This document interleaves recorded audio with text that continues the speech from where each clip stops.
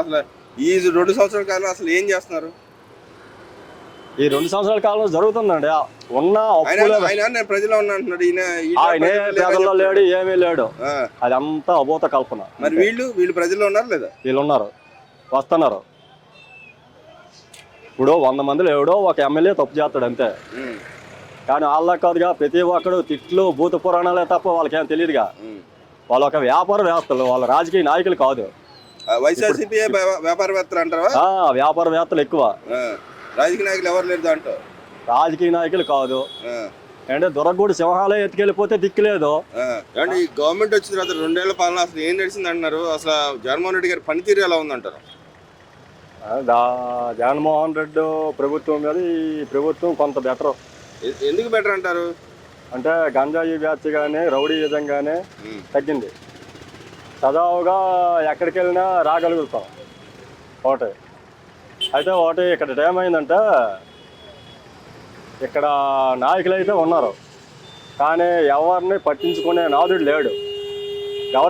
Government పరంగా మంచి చేద్దామన్నా ఈ దళారీ వ్యవస్థ మంచి చేయనివ్వట్లేదు.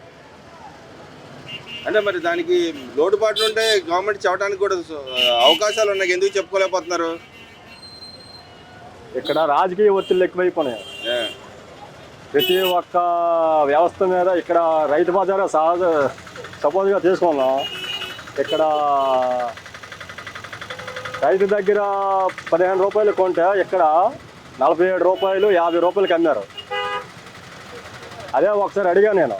అడిగితే మేమేం చేసేది, వాళ్ళు చెప్పినట్టుగా మేము అమ్ముతున్నాము అని సమాధానం ఇచ్చారు. అంటే మరి రైతులు గిట్టుబాటు ధర కూడా మాకు అందట్లేదు కాబట్టి మేము ఎక్కువ పెంచాల్సి వస్తుందని చెప్పి అంటున్నారు కదా. రైతుకి తక్కువ, రైతుకేం అందట్లేదు. కానీ ఇక్కడ రైతు బజార్లో ఉన్నది దళార వ్యవస్థ ఎక్కువ, కానీ రైతులు లేరు కదా. మరి అసలు ఈ గవర్నమెంట్ రైతులు అసలు పట్టించుకుంటుందా లేదా? ఇది గత 5 సంవత్సరాల్లో మొత్తం నిర్వీర్యం అయిపోయింది. ఎలా అంటే కేజీ దగ్గర 10 రూపాయలు తీసుకోవాలనే చూస్తున్నారు కానీ గవర్నమెంట్ పరంగా అమ్ముదామని ఎవరు చూడట్లే. దళారీలు ఎక్కువైపోయినారు రైతు బజార్లో. ఒకనొకప్పుడు పీడబ్ల్యూ గ్రౌండ్లో 350 షాపులు ఉండేటప్పుడు దగ్గరలోన ప్రతి ఒక్క వ్యాపారి కూడా భయపడి కరెక్ట్ రేటుకి అమ్మేవాడు. అక్కడ ప్రతి ఒక్క రైతు వచ్చి కూడా అమ్ముకునేవాడు. కానీ ఇప్పుడు అలా కాదు. ప్రతి ఒక్క రైతు బజార్లో కూడా దళారీ వ్యవస్థ ఎక్కువైపోయింది, బ్లాక్ మార్కెట్ ఎక్కువైపోయింది. మరి ఈ గవర్నమెంట్ వచ్చే కదా అసలు రైతుని పట్టించుకోవట్లేదు. అదంతా అభూత కల్పన, సోషల్ మీడియాలో ప్రసారం అంతే. కొన్ని ఛానల్స్ ఉన్నాయి, అవి ఏంటంటే గవర్నమెంట్కి ఎగ్నెస్ట్గా ఉంటాయి అన్నమాట. ఒక్కొక్క గవర్నమెంట్కి ఒక్కోసారి ఒక్కొక్క గవర్నమెంట్కి ఒక్కొక్క ఛానల్ అనుకూలంగా పనిచేస్తుంది. అలాంటప్పుడు ఇలాంటి వార్తలు వస్తుంటాయి. రైతుకి ఏమీ కష్టం లేదు. రైతు పంట పండి 24 గంటలు 48 గంటలు అడిగి డబ్బులు పడుతున్నాయి. మరి గతంలో 4 నెలలు పడేది, 4 నెలలకైనా పడేవి, 6 నెలలకు ఒకసారి పడేవి. మరి ఆయన చెబుతున్నాడు నేను రైతులకు ఎంతో మేలు చేశాను. మీకు చెప్తాం, మాది శ్రీకాకుళం జిల్లా. 280 కోట్లు 3 సంవత్సరాల వరకు వేయలేదు అవి. ఈ గవర్నమెంట్ వచ్చాక 225 కోట్లు రైతులకు వేసింది. మరి పవన్ కళ్యాణ్ ఆయన పనితీరు ఎలా ఉత్తరాంధ్ర కోసం ఆయన తిరుగుతూ పవన్ కళ్యాణ్ అంటే ఆయనకి ఏదో ఒక పని చేయాలన్న తపన, కానీ ఆయన్ని నిందిస్తుంటారనమాట. ఇప్పుడు మీరంటే నాకు పడదు, ఏదో ఒకటి చెప్పాలా. అంతేగాని పవన్ కళ్యాణ్ ప్రతి ఒక్క విషయంలో కూడా ఆయన పని చేయాలి, ప్రజలకు అనేసి ఒక తపనతో వెళ్తున్నాడు అంతే. అంటే ఆయన గతంలో చెప్పాడు నేను ఏదైనా ప్రశ్నిస్తాననే నాయకుడు ఇప్పుడు ఎవరు ఏ విషయంలో ప్రశ్నించట్లేదు, గవర్నమెంట్ అనుకూలంగా పనిచేస్తున్నాడని చెప్పి అంటున్నాడు కదా. ఇప్పుడు గవర్నమెంట్ అనుబంధ సంస్థగా ఉన్నప్పుడు ఆ గవర్నమెంట్ పని చేయకపోతే ఇప్పుడు ప్రజలకు కూడా కొంత మేలు జరుగుతుంది కదా.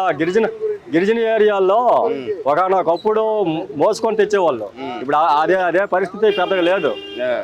అంతా అంబులెన్స్ వెళ్తుంది, కార్లు వెళ్తున్నాయి, నర్సులు కూడా దగ్గరికి వెళ్తున్నారు, పని చేస్తున్నారు కదా. చేయలేదు అనడానికి లేదు. అంటే నిజంగా ఆయన ప్రజల్లోకి వెళ్ళి ప్రజల దగ్గరికి వెళ్ళి కలుసు. ఏ గవర్నమెంట్ కూడా 100కి 100% చేయలేదు. అది ఎక్కడెక్కడ కొన్ని చిన్న తప్పులు ఉంటాయి. అయితే కొంతమంది ఎమ్మెల్యేల ద్వారా అది జరుగుతాయి. మరి ఈ ఎమ్మెల్యే ఏంటంటే లంచానికి అలవాటు పడి ఇలా జరుగుతుంటాయి అన్నమాట. మరి మన రాష్ట్రానికి రాజధాని అవసరం లేదు, నదీ గర్భంలో కట్టాల్సిన అవసరం లేదని చెప్పి అంటున్నారు కదా. ఎందుకు లేవు?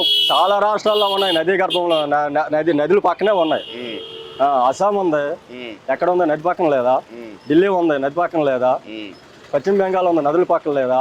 ఇదంతా ఒట్టి రాజకీయం. ఇది వాళ్ళు ఏమంటే కొన్ని ఏరియాల్లో తక్కువ ధరకి భూములు కొనేసి అలాంటి ఏరియాల్లో పెడితే మాకు కూడా కొన్ని కోట్లకు అమ్ముకోవచ్చు అనేసి ఒక ఆందోళనతో ఉన్నారనమాట. అంటే ఇక్కడ వాళ్ళు చెప్తున్నారు అక్కడ భూములు కొట్టేయడానికి ఎంతెంత భూములు తీసుకున్నారు, ఎంతెంత వ్యవహారం చేస్తారని చెప్పి అంటున్నారు కదా. అండి ప్రతి ఒక్క విషయంలోన ఎవడో వాడు తప్పు చేస్తాడు, కొన్ని విషయాల్లో చిన్నది. అంతేగానే మొన్న ఏం చేసి అంటే ఇక్కడ రాజధాని కట్టండి, ముఖ్యమంత్రి డెసిషన్ ఒకటే సరిపోద్ది, ఎవరిది అవసరం లేదని చెప్పి ఎక్కడ ముఖ్యమంత్రి ఉంటే అక్కడే పరిపాలన సాగించాలని చెప్పి అంటున్నారు కదా. నిజంగానే అలా ఉండాలా? ఒక అసెంబ్లీ ఉండేటప్పుడు ఆ పక్కన ఒక హైకోర్టు ఉండాలి, ఒక రాష్ట్ర పరిపాలన వ్యవస్థ ఒకటి ఉండాలి. ఇవన్నీ ఉండేటప్పుడు ఇప్పుడు మీరు అసెంబ్లీకి వెళ్తారు, అసెంబ్లీ దగ్గర సీఎం దగ్గరికి వెళ్ళిన తర్వాత మీకు ఏదో పని అవ్వాలంటే ఆ పక్కన ఆఫీస్కి వెళ్ళాలని చూస్తారు. కానీ ఏదో కిరాణా కొట్టుకు వెళ్తే మీకు పని అవ్వదు కదా. అంటే ఆయన అంతంత ల్యాండ్ తీసుకోవాల్సిన అవసరం ఉంది, ఇటు పక్క విజయవాడలోనే లేకపోతే అటు పక్క గుంటూరు మధ్యలో పెట్టచ్చుగా, ఎక్కడో నదిలో ఎందుకు పెట్టాలని చెప్పి అడుగుతున్నాడు కదా.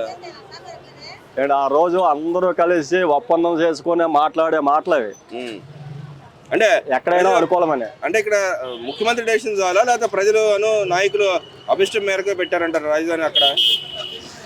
ప్రజలు అభిష్టం మేరకు కొంత సర్వే జరిగింది.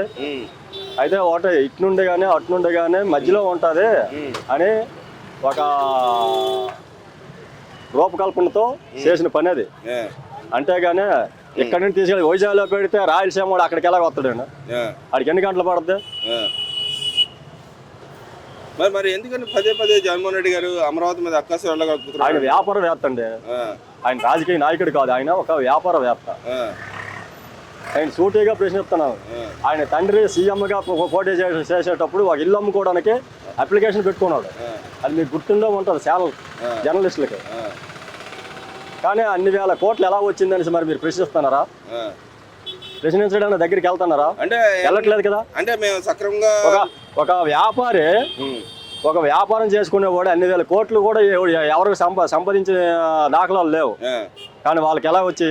మరి ఆయన అంటున్నాడుగా, నేను కోర్టులుగా టైం ఇస్తా కానీ నేను రాను, నా మీద అక్రమ కేసులు ఉన్నా అవి సక్రమైన కేసులు కాదని చెప్పి అంటున్నాడు కదా. వాళ్ళు ఒక తిన్నగా పరిపాలించారట. నేను ప్రశ్నిస్తే నన్నే పోలీస్ స్టేషన్ రమ్మన్నారు అప్పుడు. అంటే ఇక్కడ ఆయన కోర్టులకు టైం ఇచ్చి వెళ్తున్నాడు కదా. అక్రమ కేసులు అయితే అక్రమ సంపాదన మీద కేసులు అడగడానికి వెళ్ళినా కూడా ఆయన అలా వెళ్తాను. ఇప్పుడు అదే చెప్తున్నా, కోర్టులు కూడా నిర్వీర్యం అయిపోయినాయి, లంచానికి అలవాటు పడిపోయినాయి. ప్రతి ఒక్క రాజకీయ నాయకుడిని కూడా వాళ్ళు స్వతసిద్ధంగా వాళ్ళ అధికారంతో చేయగలిగితే రాష్ట్రము బాగుపడుతుంది, దేశము బాగుపడుతుంది. ఎందుకు మరి అలాంటప్పుడు కోర్టులు ఎందుకు మీరు నమ్ముతున్నారు? అసలు లంచానికి అలవాటు పడ్డారు. గాలి జనార్దన్ రెడ్డి 500 కోట్లు ఇస్తాను నా కేసు కొట్టి అని అన్నాడు. మరి అలాంటి వాళ్ళని కూడా అరెస్ట్ చేసింది కదా. దొరికాడుగా. దొరికేటప్పుడు ఆ గవర్నమెంట్ లో ఆయన సస్పెండ్ తీసేయడం అన్ని అయిపోయినాయి, అరెస్ట్ చేయడం కూడా అయిపోయింది. మరి ఓవరాల్ గా ఇప్పుడు రాష్ట్రానికి రాజధాని అవసరం లేదంటారు? అవసరమే. రాజధాని లేకపోతే మీరు ఎక్కడి నుండి పరిపాలిస్తారు? ఏదో వైజాగ్ వెళ్ళిపోయి ఆ కొండ మీద నుండి పరిపాలిస్తారా? లేకపోతే గుంటూరు వెళ్ళిపోయి ఆ సిటీలో నుండి పరిపాలిస్తారా? నీకేదో దొనకొండ దగ్గర 600 ఎకరాలు సీపుగా కొనేసావనేసి నీకు దొనకొండ దగ్గర పెట్టేస్తారా? అంటే ఆయన అక్కడ కొన్నాడా? అక్కడ కొన్నాడు, ఇక్కడ కొన్నాడు, సీఎం అయిన తర్వాత ఇక్కడ లేదా ఇట. అంతేగాని ప్రజల మీద అభిమానంతో కాదు, రాజకీయ అన్నంతో ఏదైనా దోచుకొని వెళ్ళిపోవచ్చు. మరి మొన్న పాస్ పుస్తకాలు, కొత్త పాస్ పుస్తకాలు ఇచ్చారు. కొత్త పాస్ పుస్తకాలు ఆయన ఉండేటప్పుడు బొమ్మలు వేసుకొని ఇచ్చాడు. అవి సెల్ల కోర్టు ధిక్కారణ. ఇది రాజముద్ర. అంటే ఆయన చెప్తున్నాడుగా, మేలు చేయడానికే చేశాడంటగా నాయకుడు, మేలు చేయడానికే చేశాడు. గతంలో అయితే ఏ మేలు లేదు. సర్వే చేసి ఎకరానికి 25 సెంట్లు తెప్పేశారు వాళ్ళు. ఎవరు తీసుకున్నారంటారు 25 సెంట్లు? అవన్నీ కేటాయించి ఒకేసారి ఎత్తుకెళ్ళిపోతుందని చూశాడు. నెక్స్ట్ సీఎం అవ్వలేదు. ప్రతి ఒక్క పల్లెటూరులో కూడా ప్రతి ఒక్క ఆడదానికి కూడా తెలిసిపోయింది. నేనే సపోజ్గా మా పంచాయతీకి వెళ్తే ఆ లేడీస్ అందరూ కూర్చొని ఒక నైట్ ఎలక్షన్ 2 రోజులు ఉందనగా కూర్చొని దేనికి అర్థం అనేసి మాట్లాడుకొని వేశారు. అంటే మరి వాళ్ళు అంటారుగా రిగ్గింగ్ చేసుకుని ఓట్లు గెలిచారు ఈవీఎం ఏం లేదు, గవర్నమెంట్ మీద వ్యతిరేకతతో వచ్చిన గవర్నమెంట్ ఇది. ఓవరాల్ గా జగన్మోహన్ రెడ్డి గారి పరిపాలనకి ఈ గవర్నమెంట్ పరిపాలనకి తేడా ఏం కనిపించింది? ఇద్దరు ఈ 2 సంవత్సరాలు అసలు ఏం చేశారు నువ్వు అనుకుంటున్నావు? నేను చెప్తాను చూడండి. రోడ్లు బాగుపడ్డాయి, విద్యార్థి హ్యాపీగా చదువుకుంటున్నాడు, వెళ్ళి అక్కడికి వెళ్తే ఏదో ఒక పరిష్కారం జరుగుతుంది. మొన్న నేను వెళ్ళా ఫీజు రియంబర్స్మెంట్ అప్పటి నుండి ఉండిపోయిన బకాయిలు పడాలి అని పెట్టా. ఇక్కడ మంగళగిరి లోకేష్తో కలిసా. లోకేష్ని కలిసిన తర్వాత మాట్లాడా, ఇలా జరిగింది, 1,02,000 రూపాయలు బకాయి ఉంది, మా పిల్లకి అది పడితేనే చదువుకోగలదు, లేకపోతే మేము కట్టలేము అని అడిగా. నువ్వు వెళ్ళమ్మా, నీకు 2 నెలల్లోన మొత్తం మేమే కౌరు పెడతాం, ఇది పంపిస్తాము అని అన్నాడు. మొన్న మా పిల్లని పంపించి సచివాలయం తీసుకొని అప్లికేషన్ నింపేసి నీ డబ్బులు పడతాయి, నువ్వేం భయపడకనేసి. మరి పడ్డాయి అప్పుడు? ఇప్పుడు పడతాయండి అది అప్లికేషన్, అక్కడ నుండి వచ్చింది అది ఆర్డర్. అంటే ఇప్పుడు ఈ గవర్నమెంట్ మరి ఆ విధంగా నమ్మకం కల్పిస్తే మీకు నమ్మకం కలిగిద్ది అంటారా? మా ఒక గవర్నమెంట్ మీద నమ్మకం ఉండబట్టి అక్కడికి వెళ్ళాం మేము. ఇద్దరి మధ్య ఏం తేడా? ఇద్దరి మధ్య తేడా ఏంటంటే, ఈయన వస్తే రోడ్లు బాగు చేస్తాడు, ఒక అభివృద్ధి జరుగుతుంది, స్టూడెంట్స్ కి ఏదో ప్రైవేట్ కంపెనీల్లో ఉద్యోగాలు దొరుకుతాయి. మరి ఆయన ఉండేటప్పుడు ఏ ప్రైవేట్ ఉద్యోగము లేదు. ఆ సచివాలయంలో ఇచ్చాడు ఏదో వాలంటీర్ వ్యవస్థకి, వాడికి 5,000, వాడు వచ్చి ఇంటింటికి బెదిరించడానికే నేర్చాడు. అపచారాలు చేస్తున్నాడు కదా దుర్గూడలో, దానికి నాయకుడు చెబుతాడు చూపించమన్నాడు. అది అంతా ఒట్టిదేనండి. మేము వెళ్తున్నాగా దుర్గూడలకి కానీ దేనికి కానీ వెళ్తున్నాగా. ఏదో సింహాద్రాపన్న గుడి దగ్గర ఏదో కట్టిన చిన్న ముక్క పడిపోతే దానికి బిల్డింగ్ పడిపోయినంత బిల్డప్ ఇచ్చారు. అదంతా గుళ్ళు అయితే బాగానే జరుగుతున్నాయి, గుళ్ళు బాగానే జరుగుతున్నాయండి.